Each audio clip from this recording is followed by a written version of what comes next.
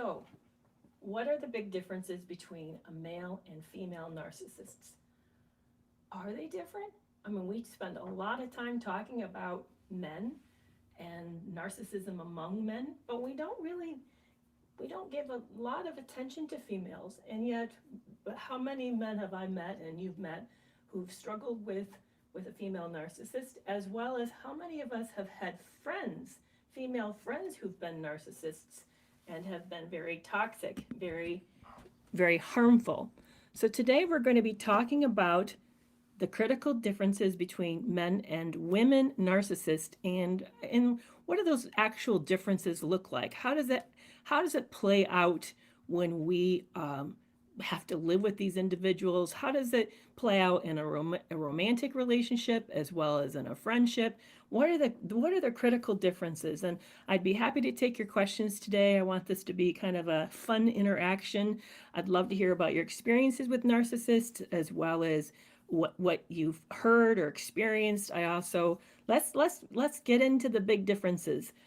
When I was doing the research of this, one of the things that I learned was that women tend to, of course, we're more social, so they tend to have more of a community, but they treat their friends competitively. And it's very critical, sort of that mean girl trope that we often see, or memes. That's a common presentation for female narcissists.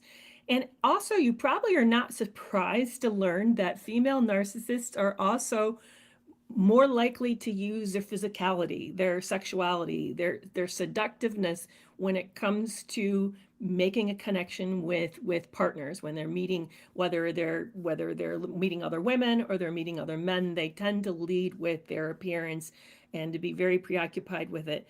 Whereas men tend to be a little more, I mean, I know it's very common for us to think about the bad boy trope. I think that's more of a common presentation for the male narcissist, is overconfidence, bravado, gentleman, the good guy. I think those are common personas that we tend to see with more the male narcissist presentation. But I'd love to hear what your experience has been with this, whether or not have you met a female narcissist, and what was that like? Have you had one as a friend? Maybe you're bisexual or more not, cis hetero. Maybe you're not heterosexual, but maybe you've had more of a lesbian experience, or maybe you're a man who's gotten into a relationship with a narcissist. Here's another piece that I thought was just mind-blowing when I was looking into this, and yet it made sense. Women narcissists tend to be more emasculating. So they'll get into a relationship with a guy and begin to build this connection. And at first, they'll do a whole lot of building their self-esteem and do this, leading them on into this dependency and making them feel great. But then they're very good at putting them down and finding ways to really emasculate the man as the relationship starts to degrade, as they move into the disillusionment and towards the discard. And I'll tell you, the guys that I have met who have survived a narcissistic relationship with a woman has been deeply wounded, deeply injured. Now, here's another critical. So I'd like to know, is that been your experience? Is that true for you? Here's another fascinating thing. And I didn't know if I agreed with this or disagreed with this, but it said that male narcissists tend to be more likely to be serial cheaters, whereas female narcissists aren't so much so. But I suspect a lot of female narcissists do cheat, but I'd like to know if those in the audience who've had a relationship with one, if they agree. Did you see a lot of cheating? Did you see a lot of cheating with that individual? I would say I had female clients in my office, and most of them weren't serial cheaters. Most of them weren't cheaters at all. But on the other hand, that may have been just the group that was seeking therapy. It didn't mean anything about the fact that I can't make that as a generalization across the board. So I'm going to stop for a moment, introduce myself, and then talk about how we're going to take questions. I know you guys are already chatting with me. I love this. This is a great topic today. I'm super excited. I'm Dr. Kerry Kerr McAvoy. I am a mental health specialist with over 20 years of counseling experience. I'm a psychologist, and I just find everything related to psychology fascinating, but I also find everything related to mental health and narcissism and narcissistic abuse. And I'm a survivor of narcissistic abuse and wrote about it in the book called Love You More. So if you want to up close personal look at what a trauma bond is like, what happens with cognitive dissonance, the confusion somebody experiences in a narcissistic relationship, please be sure to check out my book, Love You More. So I'm going to start to look back at some of the comments coming in. And I'm so excited you guys are here with me today and that we're talking about this topic because it's something we don't talk a lot about. In fact, I know that the men feel attacked because we focus so much on male narcissism, and unfortunately the statistics lean heavily into the direction of men being more likely to be narcissistic when you get the diagnosis NPD. I'm not saying men are more narcissistic. I'm just saying there's more male narcissists than females. That roughly statistically it runs between 50 to 70% of everybody identified as NPD are male versus female. But how many of us have talked about how had narcissistic moms? A lot of us have had narcissistic moms. That means there's men who are in the relationship and there's families who experience this. So they're certainly there, but why do they hide under the radar? So that's one of the things I want to get into today is why they're so successful at hiding themselves. Why do we not see them and why are they not called out better? This is one of the areas I definitely want to talk about today. So thank you so much for being here with me on this. If you have a question for me, please make sure you put a thumbs up in your comments so I can see it and identify it. And we also don't talk about religion, and we don't talk about my appearance or politics, not because those things aren't fine things to talk about, but just because this is a mental health platform and we want to keep it safe for everybody, to keep it on the topics, which is about psychology. It gets kind of murky and bizarre when we start to bring in all these other things. It gets really, really different. All right, so yeah, I'm already seeing lots and lots of comments coming in, and I love the men that's in the audience. Thank you guys for being here. Please make sure that you guys like this and share so that we can get more people here and we can get even a livelier discussion. I super appreciate it. Yeah, somebody said I was best friends with one. I bet that was quite a trick on that.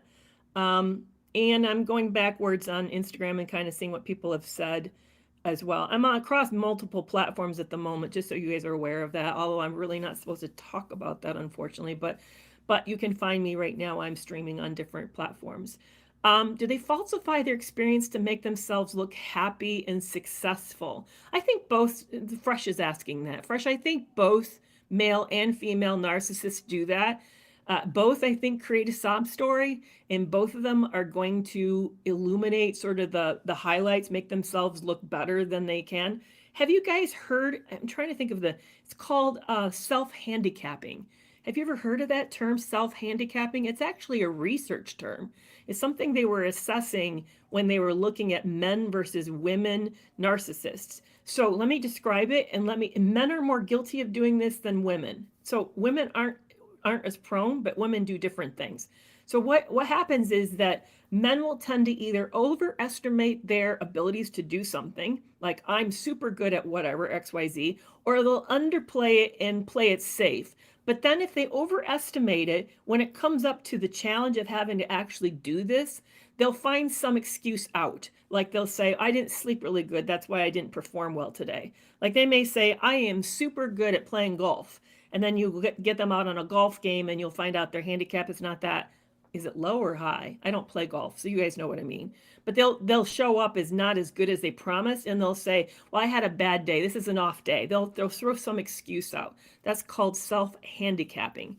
Now, interestingly enough, women are not as prone to self-handicapping as men are. But both, here's what women tend to be more likely to be the hero type or the covert narcissist type. Women are more likely to play off the victim. Like, I've had such a rough go and all my partners in the past have been really bad and I'm just looking for a good man. They're more likely to play up on that. And certainly for men, that's very appealing because a lot of men really, they want to feel successful and needed. They want to feel like they can be a protector and that they can really show up for this woman. And so it's a vulnerability because of female narcissists are very good at playing this up, maybe even better than the average woman is. And I'm not saying women don't know how to use some manipulation when we try to meet people and, come off on a good foot. But you'll find that if that leaning into it is going to be more typical of a female narcissist, they're going to always kind of, and that competitiveness, this is what they're going to do. They'll have friends, but they compete with their friends. They'll make sure they have a friend group where they're the best looking one or the most successful looking one. They'll kind of curate the women that they have around them. They'll pick sycophants as their partners, and I'm sorry, as their friends, their close friends, people who are yes women to them. Now, male narcissists, what I've noticed, and I'd love to know what you guys think on this, male narcissists tend to struggle to have friends. And when they do have friends, they tend to find people who are more like sidekicks. That's what I've seen. They tend to, oh, thank you so much. They tend to be sidekicks for them men, or they just don't have a lot of close relationships. Their relationships a little more distant. They'll act like they have friends, but when you really like assess the friendships, you're like, nah, they don't do that much with them. It's not that they're not that together. Oh, thank you so much for that gift, JC. I appreciate that. Yeah. So, what's been your experience? Like I said, there's a lot of men here today, and I appreciate that. Do you find, first of all, do you feel like this whole topic of narcissistic abuse doesn't give you enough help and attention? Are you not like getting the support that you need as a man? I have a feeling a lot of you guys reach out to me privately, and I know you're not getting much support. We don't talk about what you're going through. We act like it's a non-issue for you. We act like their women never do this shit when we know that they do. I would really like to know how you're all doing. In fact, I have a private community group that I'm about ready to upgrade. And one of my most active members is a man. And I just love what he's been sharing. It's been very powerful, very, very hopeful. He's bringing in a unique perspective that the other members need. And I deeply appreciate that. So I know, I mean, there's one narcissist survivor that I follow that is a male narcissist. And I think he calls his platform as My Narcissistic X. And I super appreciate what he shares on this. I know a lot of us talk about our moms, and but so here's a question I have for the men in the audience who've been in a relationship with a narcissistic woman. Do you feel like it's not acceptable to talk about this subject? Like there's no room for that. Like it's kind of a shameful thing. Griffin says, I was told to get on our lives and just stop playing a victim. Oof, yeah, that's what I wondered. I wondered if that's what you're experiencing. My male narcissist, this is Kim. Kim says, my male ex-narcissist mother set herself in competition with Kim. She made his life a hell with anything I gave him, and he had to hide his birthdays. Oh, man. Yeah, that's very, very, very brutal. Yeah, Griffin says, no, we don't get to talk a lot about it. So File says, I'm a male and I've married 29 years and I just asked for a divorce. Yeah, how easy has it been for you to share, File, what you've been going through, that you've been in this experience? Do you feel like there's space for you to talk about this on social media or with your support system? Yeah, why are women largely ignored when they're being narcissistically abused? We're not. In fact, most of this social media platform is devoted to women's experience of narcissistic abuse.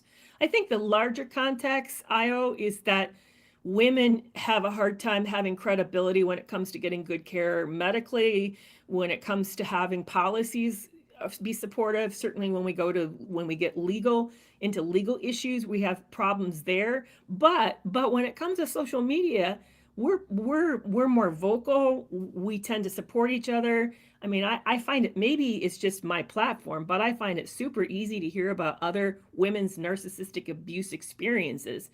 And as a woman, I feel a lot of support around that. So I feel like it's the male group that we're not supporting a whole lot because we've asked them to be tough and rise above it, and they're not supposed to talk about their feelings, and they're not supposed to be weak or get abused. Yet me as a psychologist, especially when the office, I know that happens, because then when they're in the privacy of an office, they have greater freedom to talk about these things.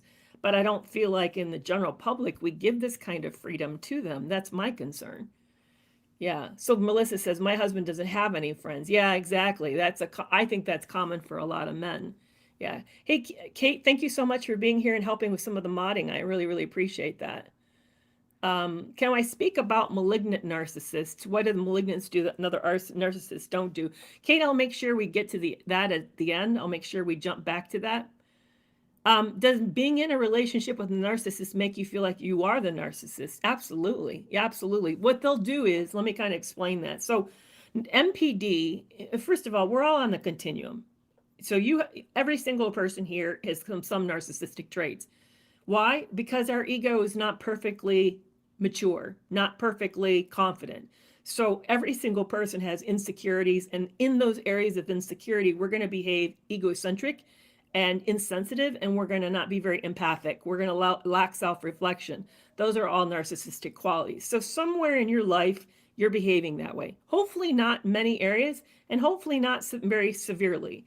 But what happens when it starts to move towards more the pathological end of things, we then sorry, I'm trying to scroll to the end. When more pathological end of things, then they become so handicapped that they struggle with being adaptable and flexible.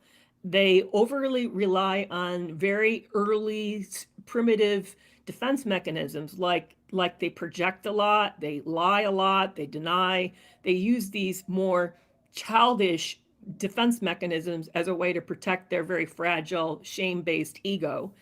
And that's sort of the structure of a narcissist. So the typical characteristics you're going to see is they're prone to envy, they're very competitive, they tend to view the world as a win-lose situation, as a zero-sum gain thing, where if you're winning, then they're losing, like it's a takeaway from them. They tend to then overemphasize their qualities. They lack ability to be sensitive to other people, and they tend to not have much self-reflection. So change for them is very hard, because if you can't look at yourself, then you're not going to make the kind of changes that you need to make. So that's just sort of in a general perspective of what narcissism is. Then there's subtypes. There's the malignant, which is really a cross between antisocial personality disorder and narcissism. The vulnerable narcissist, or the covert narcissist, and that's the person who leans into their weakness, leans into the desire for sympathy as a way to draw attention. They're very hard to see because they come across as sensitive. We end up thinking we've met somebody who's emotionally in touch, not realizing they're just playing the victim card. They tend to be more passive aggressive versus aggressive. There's the grandiose or the overt type. That's the type that we're more like familiar. That's the typical trope. The person is sort of the professor who pontificates and doesn't stop having center stage, or it's the person at the party who's at the center of the party and is bragging about all the achievements that they have. They're very more easy to spot. And then there's the hero type, which is the do-gooder. They tend to be doing a lot and offering a lot, and very kind of focused on the way in which they give back. But when they're home, boy, they're just as brutal to live with as anybody else. So those are kind of those and there's one more type, is the antagonistic type. That's the devil's advocate. They just make life hard. But here's the kind of the central thing that's common to all narcissists, and that is they aren't about trying to be cooperative with you. They're deliberately always antagonistic. They like drama because drama gives them control. And if you think about the fact that they have a fragile ego that's very shame-based, then the way for them to manage their insecurity, which by the way, they're not in touch with, so they'll deny they're insecure. But the way to manage insecurity is to maintain control at all costs, all the time, in all ways. So power is very, very important to them. They'll hold on to power in order to protect their insecurity. It's all about the front. They build a front, and then they'll protect the front at all costs. That's what you're seeing. So both female and male narcissists have the same structure, absolutely the same structure, is that they're defending their fragility, their fragileness with this persona. But men and women will deal with it differently. Now, women are a little more social.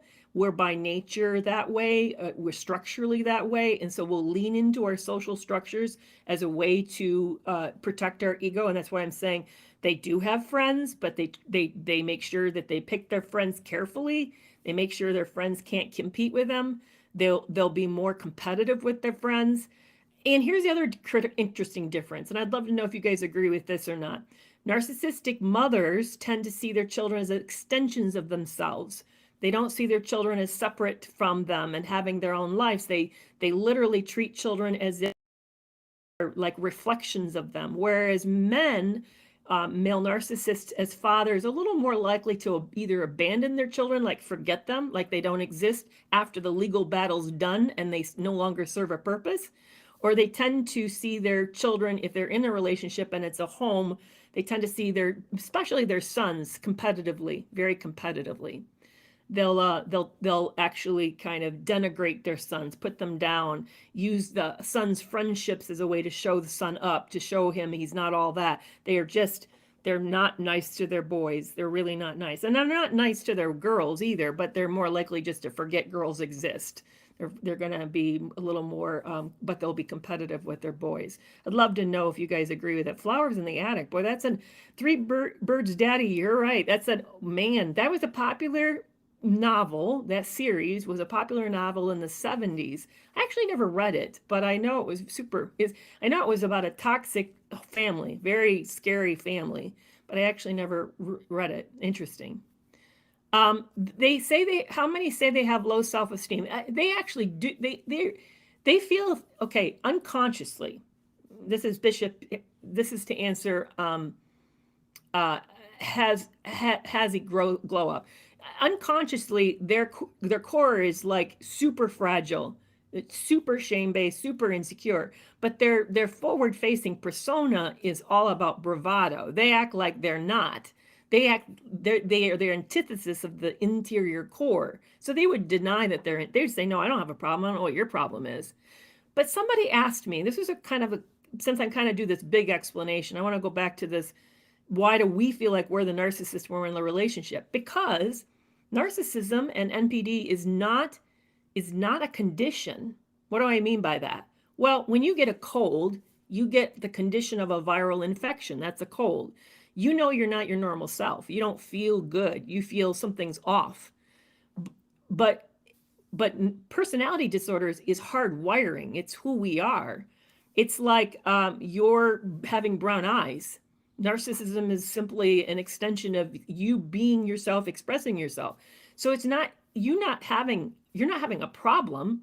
You're just being yourself. So that's why they say, I don't know what the problem is. The problem's not me. If you're having a problem, the problem is you. That's why they push this out and say that that you're the problem, because you're the one having the issue. Then you're the problem, because they're just being themselves, which is what really throws those of us living with them.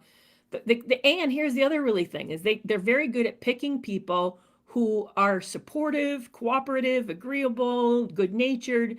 So we really work hard to make the relationship work. So when they say, well, you're the problem, I don't have a problem, I don't know what your problem is, then we identify that and say, well, maybe I am the problem.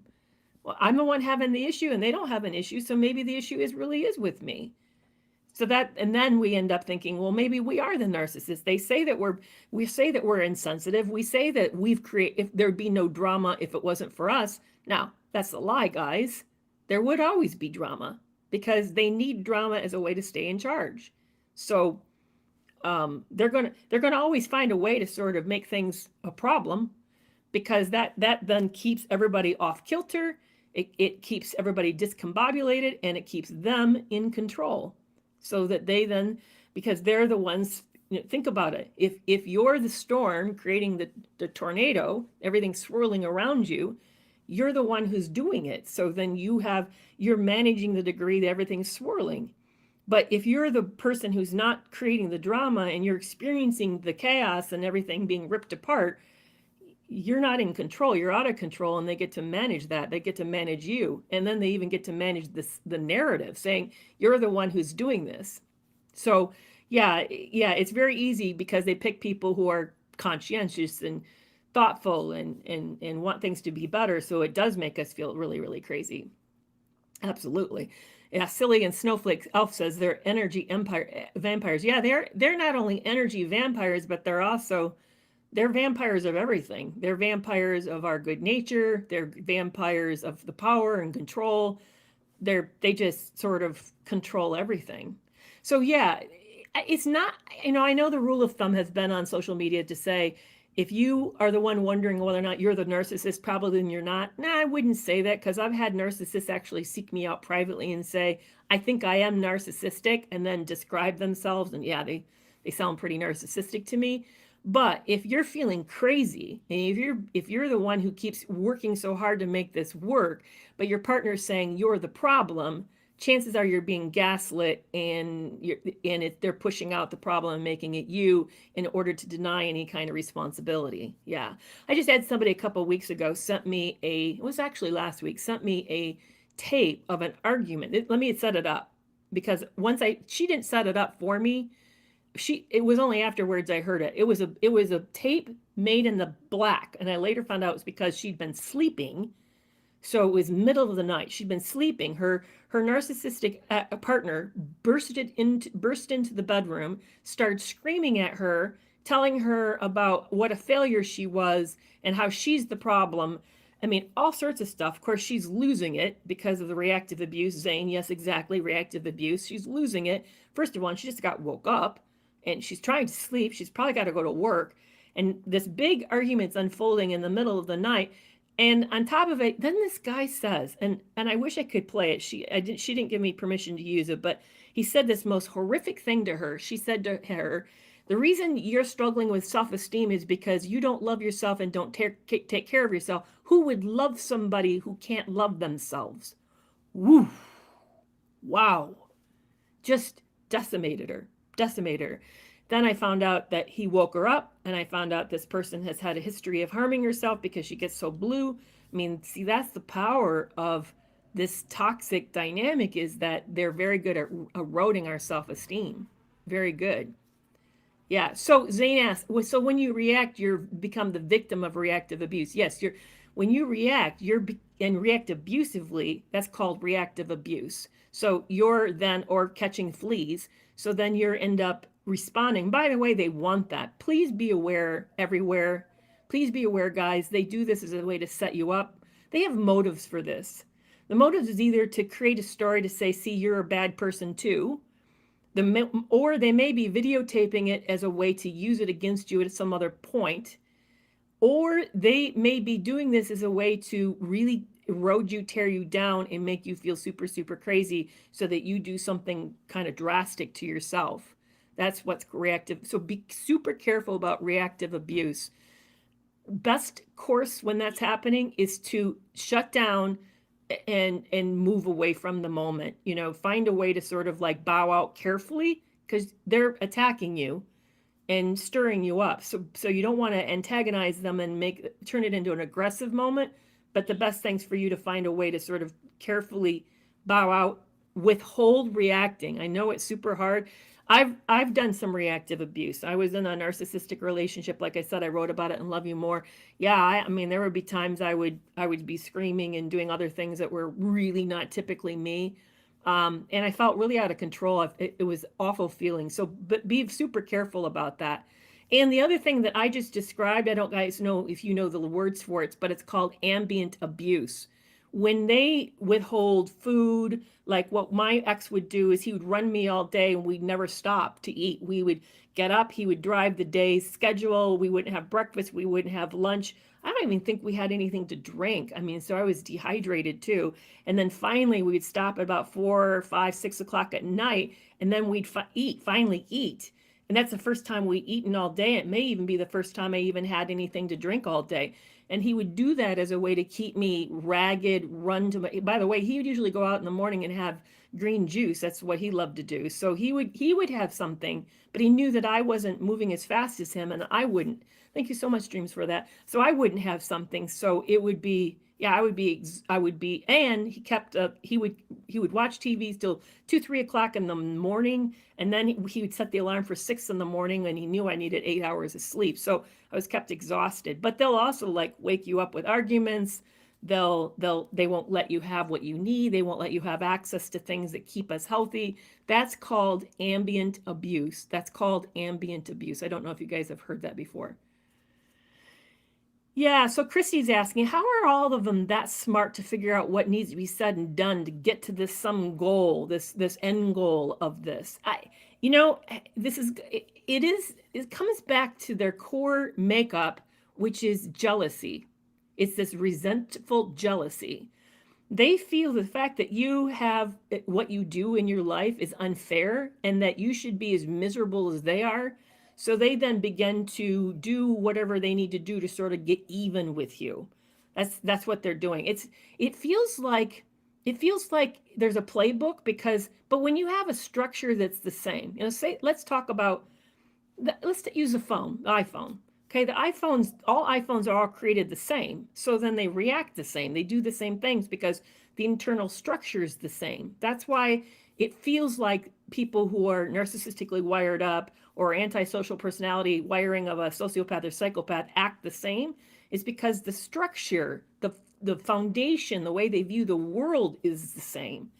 It's competitive, it's antagonistic, it's a fear of being found out and shame, it's a fear of loss of control. And when you're made like that, when that's your preset, then you behave similarly. That's why they tend to do these things. And they're also, one of the things I've found, and I'd love to know if you guys agree, I've noticed, regardless of what their actual IQ is, whether or not they're average or not that average, or even maybe they're above average, they all tend to be students of human nature.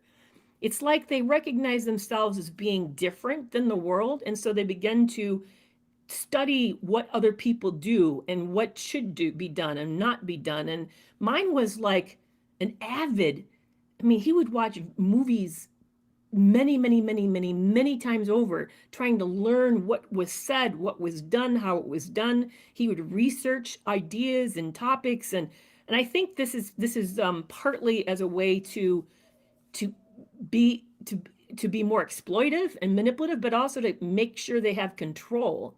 They're very good at understanding human nature, but the weird part, Dreamy, is that they don't study themselves. They're completely like blind to the degree that they not only blind, but they also don't care. So you got that dual problem. They're blind and they're apathetic about it.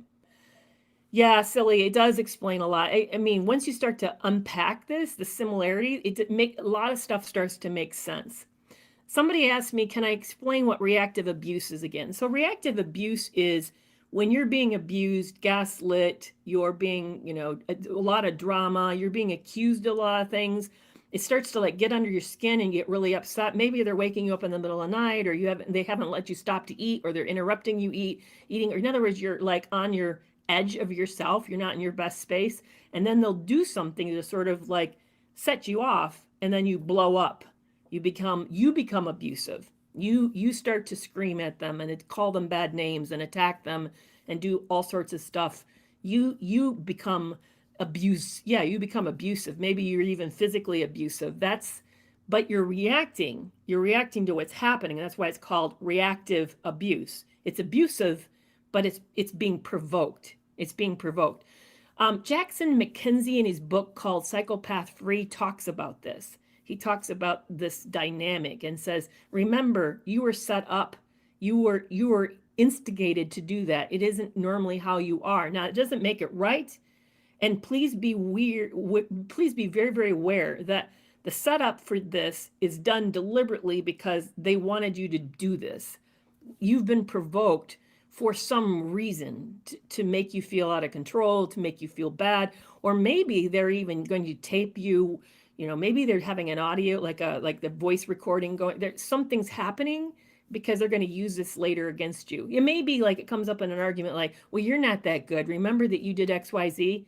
You're not all that together, because they'll like store all this stuff and then pull it out later as a way to sort of, in those of us with greater integrity, it works. We feel bad, makes us feel crappy. And you're like, yeah, right. I did really lose it. They're like, well, then you're no better than me. You have nothing to say about whatever that is that I'm doing.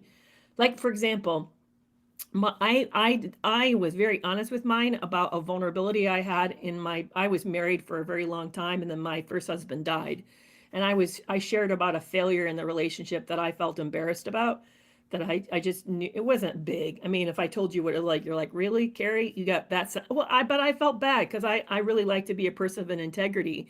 So I shared this with them. But now mine was a serial cheater, like massively cheating. He was actually to the level of insane amount of acting out. And he compared what he was doing to my small little emotional indiscretion. It was just an emotional indiscretion, and said was no better than him, and I had nothing to say on him, and that I was, how dare I get on my high horse around all of that.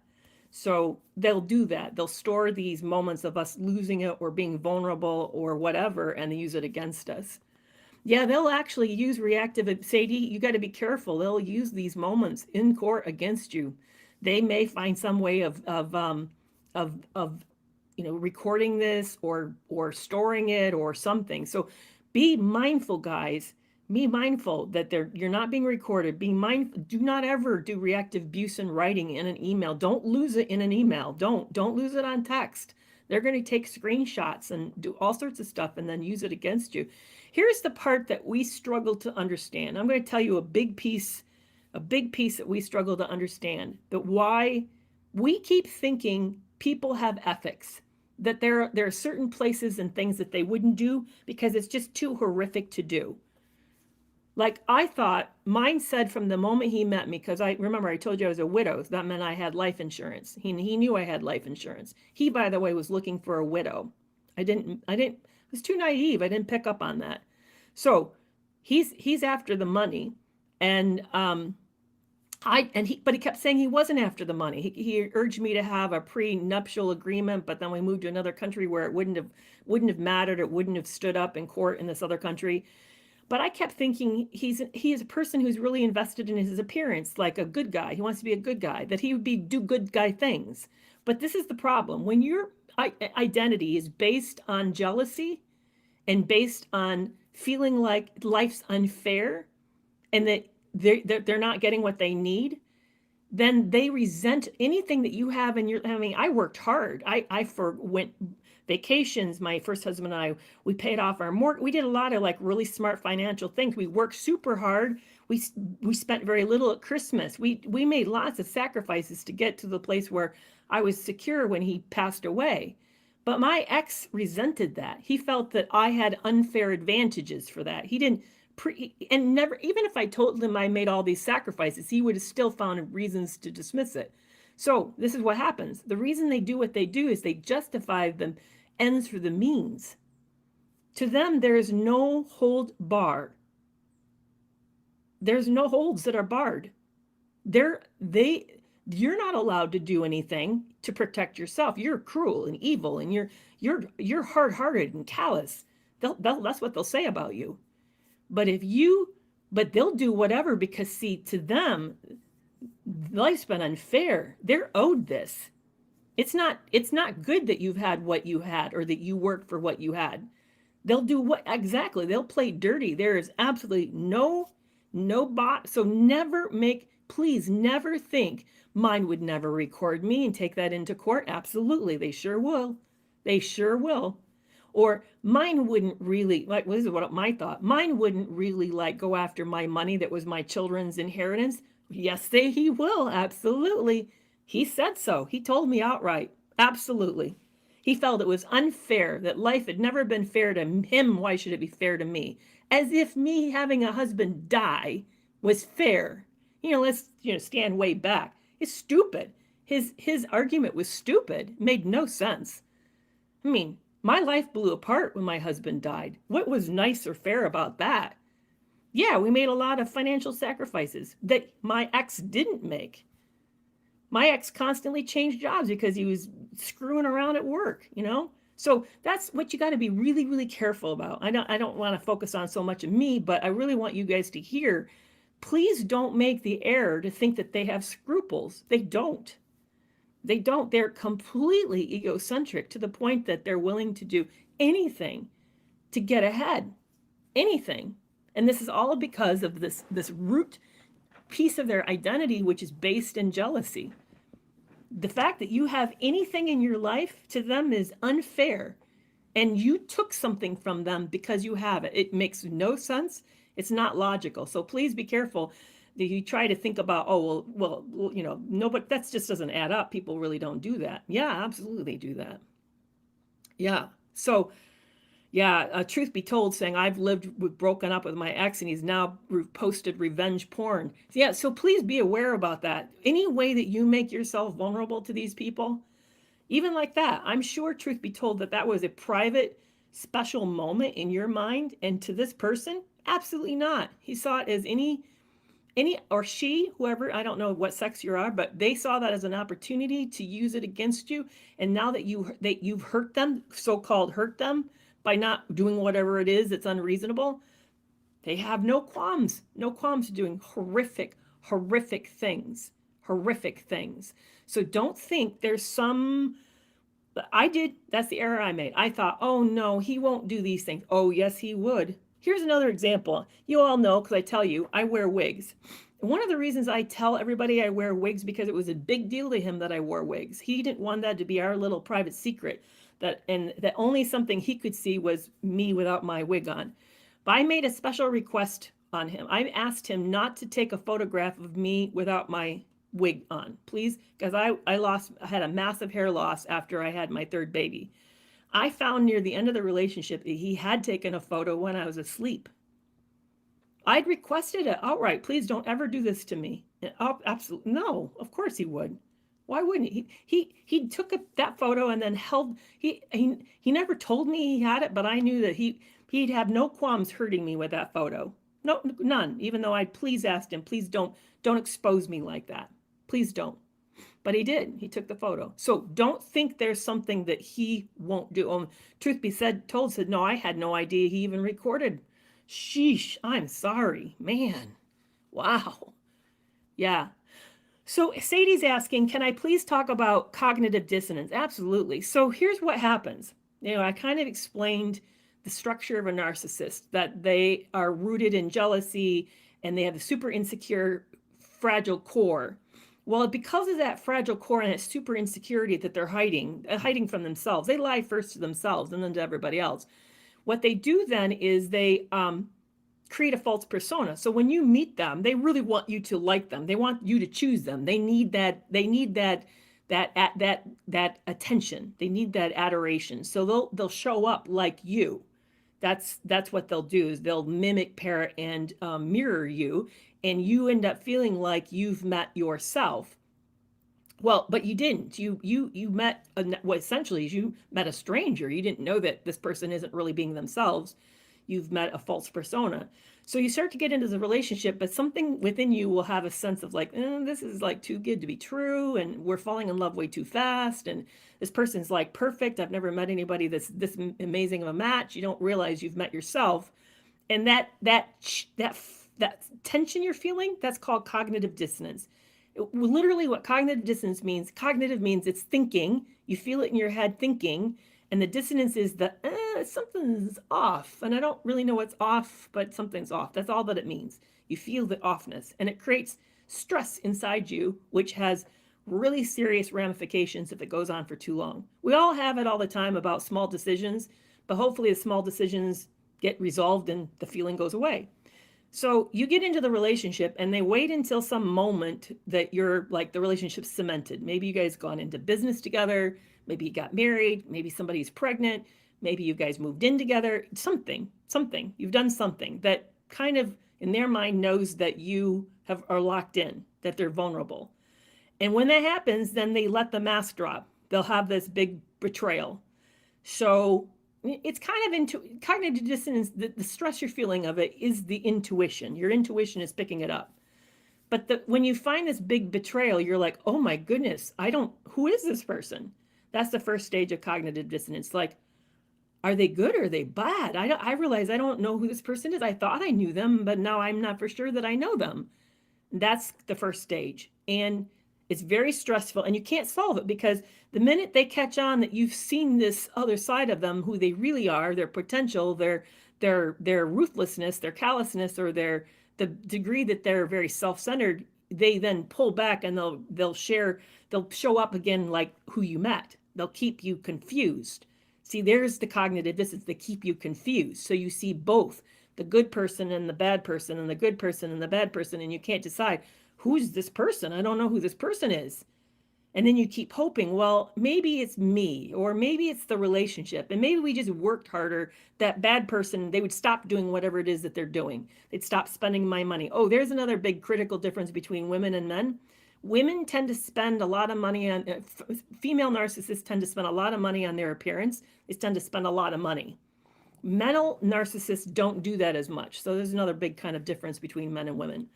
But they'll do whatever. So maybe if you're a man and you find out she's racked up all these credit cards, or there's a bankruptcy on her account, or she's unpaid, something's unpaid, you'll find that out, and it's like, whoa, what's going on here? I thought I knew this person, I don't. So you'll have this big moment. That's the first stage of, and they do this withdrawal of, like, they'll show up and then pull back, and they make you scared so that you work harder to keep the relationship going. Absolutely. Do they know that they're doing this? Yeah, it's mostly unconscious, but it's also conscious. The more skilled they get at it, the more they do this over and over and over, then the more conscious it becomes, the more deliberate it becomes. But I think they kind of back into it. I think, yes, they do become masters of deceptions, but I do think that they kind of accidentally do this, and then they realize, oh, it works, and then they become more conscious at doing it. So yeah, that's the first stage of cognitive dissonance. There's 3 stages, and if you guys would like help, if you're really feeling like, I don't know what to do, and I'm struggling in this relationship, and I want to get out, and I don't know what to do, please check out my online course, First Steps to Leaving a Narcissist. Yeah, it's that I'm going to be I unpack it and help you break through that confusion so that you can have a really helpful way of figuring out what to do and what you're going to do going forward. So please check that out if that sounds very, very interesting. It is a form of delusion. You're right. I do think there is a level. Okay, so psychologists, when we meet somebody, we think of people on a continuum. So at the bottom level of the continuum is psychotic. That's a person who has not in touch with the reality at all. They are seeing things, they believe things that aren't true. They live like it's almost like an alternate universe that does not follow the rules of a normal universe. And often they're kind of alarmed by it. So they may be seeing things that aren't real. They may be hearing things that aren't real. There may be people in their world that's not actually there. That's true psychosis. Psychosis has hallucinations and delusions. Now, healthy lives in reality. That's what we should strive to be. Live as things really are. See ourselves as we really are. See each other as we really are. And live well with each other. That's healthy. Now, most of us never get fully all the way up here. Most of us are in the neurotic realm. This is what Freud would say, neurotic. Meaning we're insecure about a few things. We see some things realistically. We feel some things we don't are realistic.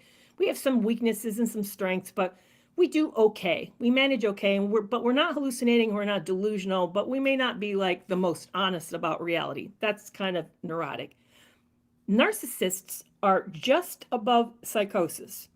Just like if you had said psychosis has a surface, like a boundary, like say it's like a chocolate covered cherry, they're living on the chocolate edge of it. And occasionally they'll fall into the cherry piece of it, which means occasionally they'll become psychotic. They'll believe something that's not true. They'll become delusional about something. They won't usually hallucinate, but they'll become a little delusional. They'll say something about you, and then they'll convince whatever they say about you is true. They'll build a story, and then they'll believe the story. That's psychosis. That's delusional. So yes, I do agree with you. Several of you have said, yeah, they don't. So when it's not, that's not intentional though. That kind of level of illness is not super intentional, but there is a level of intentionality. And here's the thing, guys. I have a questionnaire out there called, is your partner toxic or dangerous? And it helps you differentiate. Are you in a relationship with just a narcissistic person? This is what is really testing. Is your partner just narcissistic? Is your partner actually antisocial personality disorder? Or is your partner a malignant narcissist? They're both. It gives you a sense of which category does your partner fall into. So the more antisocial personality disorder is the person who's more intentional, they're more aware, and then it's more deliberate and a little scarier. They're callous. They're more callous with what they do. Yeah, Alex says the question is, when's narcissism a mental health condition? Because you probably missed when I explained that it's not actually not a condition, it's a mental health disorder. It's a mental health disorder. Conditions are things that happen to us. And disorders is the way that we're wired up. So disorders are ADHD, autism, personality disorders, any kind of intellectual incapacitation, dementia.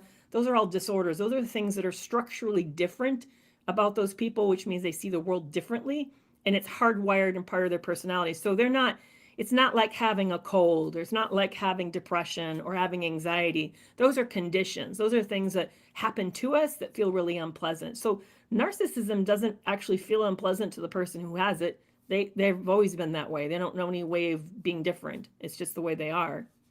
So but that doesn't mean they can't become delusional when they're narcissistic. And that would be a condition then. That would be something that kind of happened. And there's another confusing piece that a lot of people get wrong about MPD. They end up thinking, well, they're narcissists, and that means they can't also be depressed, and they can't also be bipolar disorder. Oh no, they have multiple disorders all at the same time. You can have many, many, many different ones. Hey, Kim. So yeah, it doesn't, just because you have MPD doesn't lock it out, means that you don't have, they can also be borderline personality disorder, and they can also have dependent personality disorder, and they can also have depression on top of that. Do they realize they're delusional? No, they don't realize it, because people who are delusional are out of touch with reality. If you knew you're delusional, then you're in touch with reality, and you wouldn't be delusional. You'd say, oh, I know that's not real. So then you wouldn't believe it. You see what I'm saying? Like, say that I said the sky is pink, and I really believe the sky is pink. If I knew that the sky actually isn't pink and said, oh, I know the sky is not pink, but it looks pink to me, then I'm not delusional. Instead, I would have an organic brain problem. That would be a different problem. Yeah, a great question, though. I appreciate that. Yeah. So, yeah. Yes, they always compete with you. Narcissism by nature, if you look at the DSM-5, by nature says that they're jealous, and that jealousy then means they're competitive. Yeah, so they'll always be competitive. Multiple personality is now DID. It's dissociative identity disorder. Yeah, brown eyes. It's now called DID. Exactly. Yeah. So I've been here. I have about 5 more minutes before I wrap up, but I want to let you guys know 2 things. If you enjoy this, if this has been helpful today, I'm launching a membership in 1 month, and the membership has 2 levels: support at a lower level, and then support and loads of education at a higher level. I'm going to decrease my output to social media and really focus on this group. The webinars in the future will be for this group.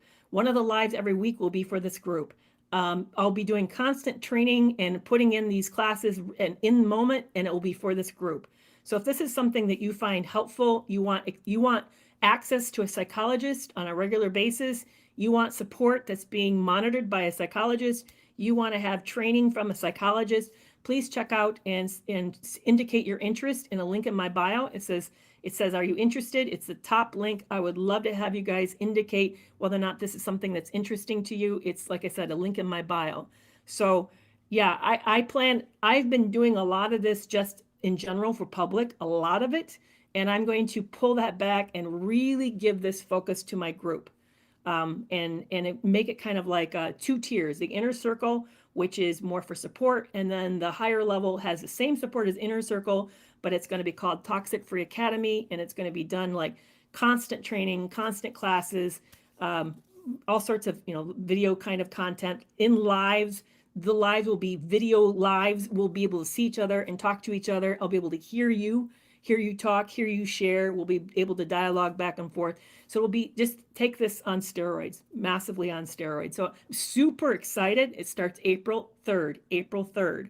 You can sign up now so that you can get involved right away. So the big difference is, Brian, that's a great way to wrap up today. The big differences between male and women narcissists is women are more social. They use status more. They tend to use their sexuality more. They also tend to be very competitive with their friends, and they tend to spend more. And they tend to use passive aggressive and be more likely to be covert narcissists. Male narcissists tend to use more fear and intimidation. They tend to use more aggressive strategies. They tend to be a little more of the other types, like the braggart or the malignant narcissist. Those are the kind of the big differences between the male narcissist and female narcissist. I have a feeling one of my questions was in general, which is worse. truth be told, I think they're both toxic as hell and very, very, very dangerous, very disrupting, very harmful to whoever gets involved with them, whether they're male and or female. Yes, there are more male narcissists than there are females, but the female narcissists, boy, and the men I've known who survived them, they've survived something terrible, very terrible. Because one of the things that women narcissists do, and I'm not saying male narcissists don't do it, but female narcissist emasculates their partner. They make sure when they're done, they have really ripped that man's self-esteem to shreds. Absolutely. Think of the Black Widow. Think that's a great example of a female narcissist, is a Black Widow type, where they're chewing up and consuming the men in their lives. Men tend to just be more serial cheater. Not they both cheat. Men tend to be more serial cheaters. It's interesting, Denny. Yeah, it's the 50 to 75%, they say, male to female. Probably lean a little heavier in the men category than women, but I think women hide better, Denny. I think that's why we don't tend to, I'd focus on them. They hide better. And the other reason I think we give the false persona, there are not many women narcissists, is because women tend to be the ones talking about it. So there's more women sharing their stories than men are. So it gives this false perception that there's more women doing this. Yeah, but just like Tony said, is I'm in a lesbian narcissistic relationship and it's done a number. Yeah, I know that. Are you familiar with Lindsay Goodman's platform? Lindsay Goodman talks openly about her lesbian narcissistic relationship. Yeah, it's done a number on her too, absolutely. Very absolutely. So I just think women tend to talk more about it, be a little more open, because if you're a man and you've been emasculated, why would you want to come out openly and say, "Oh yeah, I was in this relationship. Boy, now I'm really struggling with how confident I feel in myself as a man." Ooh, we don't give men the forum to say this out loud, so it makes it very, very hard for them to share. Very hard. And yet we hear a lot about narcissistic moms, so that means they got in a relationship with somebody. If you think about that number wise, so it makes a lot of sense. Well, this has been a lot of fun, guys. I appreciate this so much. Be sure to check out the links for the membership. If you need help getting out of a relationship, you're in one right now, please check out the course. I would love to have it. And reactive abuse. Zane, I'll take that question as the last question today. Reactive abuse does really harm to children, because now you've got both parents who are not healthy. You've got one parent who's in fight or flight, who's reacting and scaring the kids, and you've got the other parent who's being manipulative, gaslighting, creating false realities, and using people. So yeah, please be aware that it's very, very dangerous. So thank you, guys. This was amazing. I had a great time. Fantastic topic. Thank you so much for your participation here. I will watch for what I'll start to talk about next week. We'll take on a slightly different topic. But I just know there's been a lot of conversation about male-female narcissist, and wanted to hop on and offer this. So it's been wonderful. All right, you guys, you take care and have a great rest of the day. I'll see you Thursday for the next the breath recentering. It'll be on Thursday. All right. Thank you so much, Garth. I appreciate that.